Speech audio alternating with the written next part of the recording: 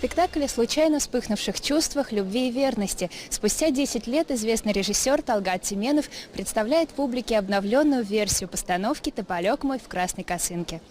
Трогательную историю любви Ильяса и Асель ставили во многих театрах Казахстана, Кыргызстана, Узбекистана и других республик. Ее несколько раз экранизировали, в том числе в Турции, с участием известной актрисы Тюркан Шорай. К произведению Чингиза Айтматова 10 лет назад обращался и режиссер Талгат Теменов. В этом году художественный руководитель театра имени Калибека Куанышбаева решил вернуть постановку на сцену. Это вечная тема, тема любви, доброты, предательства и становления человека.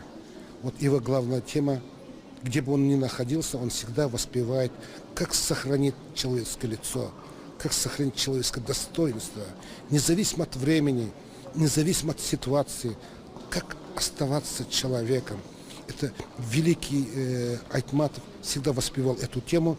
Мы тоже продолжаем эту тему, как бы оставаться человеком. Случайная встреча становится началом искренних чувств между доброй и отзывчивой Асель и Ильясом, обладающим горячим и противоречивым характером. Девушка разрывает связь с родными ради любимого человека. Главный герой, не способный ценить свое счастье, ломается при появлении первых трудностей и разрушает семью, оставляя Асель одну с ребенком. В моем опыте 5-летнего стажа в театре я сыграла не одну такую наивную влюбленную девушку, так что именно в этом материале это такая слепая вера.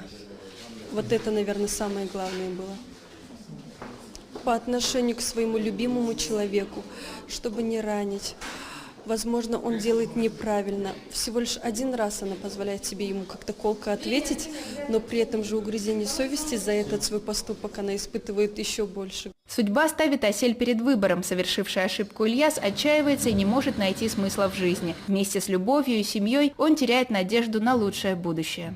Уже этой осенью столичная труппа отправится на международный фестиваль. С постановкой по произведению Чингиза Айтматова театр пригласили в Кыргызстан. Мадина Алданова, Культвояж, Астана.